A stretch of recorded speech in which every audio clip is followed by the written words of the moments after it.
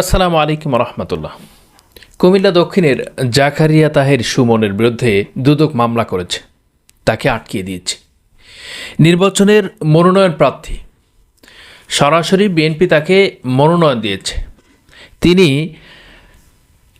টাকা লেনদেন অর্থাৎ অর্থ লেনদেনের ব্যাংক লেনদেন করেছে অনিয়ম, দুর্নীতি এবং জাল কাগজপত্র দিয়ে।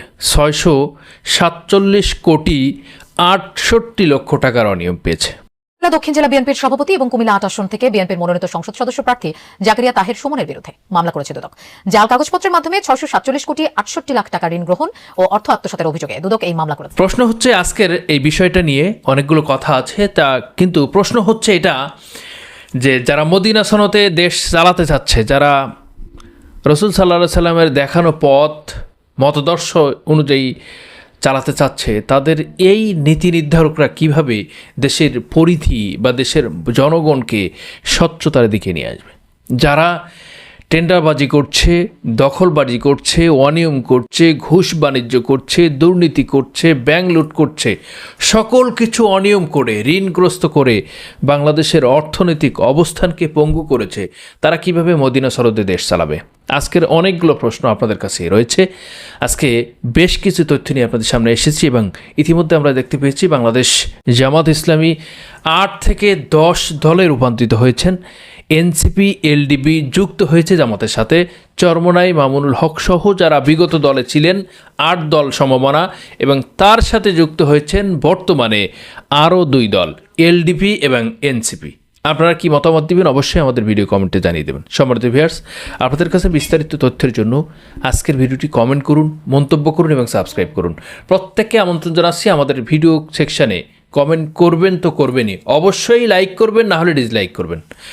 আপনাদের জ্ঞাতার্থে যে বিষয়টি জানাতে চেয়েছি, সারা বাংলাদেশে অনিয়ম, দুর্নীতি, চাঁদাবাজি এবং দখলবাজির বিরুদ্ধে বাংলাদেশের জনতা, জেনজি অর্থাৎ জেনারেশন যে আছে, বাংলাদেশের তরুণরা, যারা তরুণের প্রথম ভোট দাড়িপাল্লার পক্ষে হোক, অথবা যারা বলছে তরুণের প্রথম ভোট ধানের শীষের পক্ষে হোক, এই ধরনের কথা বলছে, সেই তরুণরা কোন দিকে যাচ্ছে, কোন পথে যাচ্ছে, কেন যাচ্ছে, আজকে এই বিষয়টি নিয়ে তথ্যপূর্ণ আলোচনা, যে বিষয়টি আপনারা মনোযোগ সহকারে অবশ্যই দেখবেন।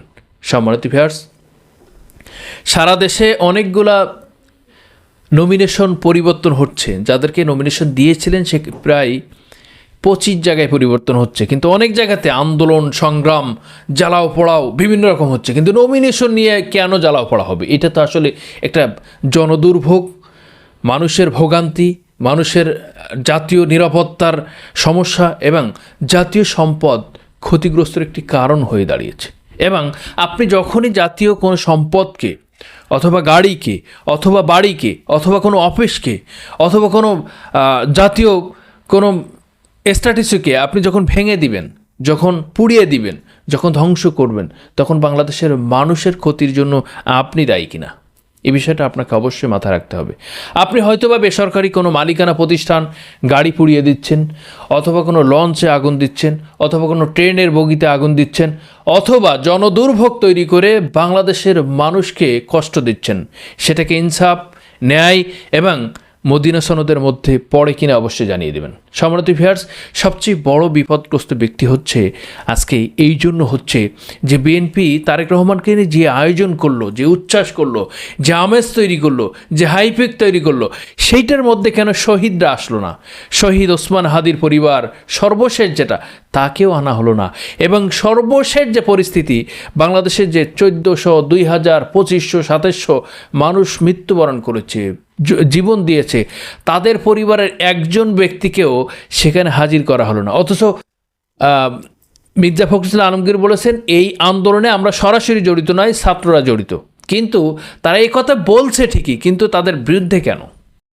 আজকে মানুষের এই প্রশ্নবিদ্ধ অবস্থান নিয়ে বাংলাদেশের জনগণ চাচ্ছে বাংলাদেশে নতুন কিছু করতে। যারা যুদ্ধ করেছে, যারা জীবন দিয়েছে, যারা খুন হয়েছে, যারা পঙ্গু হয়েছেন, 50,000-এরও বেশি মানুষ পঙ্গু হয়েছেন, যাদের হাত হারিয়েছে, পা হারিয়েছে, চোখ হারিয়েছে, যারা এখনও বিছানায় পড়ে আছে, বাড়িতে পড়ে আছে, অথবা তারা হাসপাতালের বেডে কাতরাচ্ছে, এই মানুষগুলো কেন এই আত্মত্যাগ করলো? তার কারণ হচ্ছে বাংলাদেশ থেকে ঘুষ, দুর্নীতি এবং অনিয়ম এই সকল কিছুর অবসান ঘটবে, একটা ইনসাফ প্রতিষ্ঠিত হবে, ন্যায়পরায়ণ একটা সমাজ গড়বে, একটা সরকার গঠন হবে, সেটাকে চেয়েছিলেন।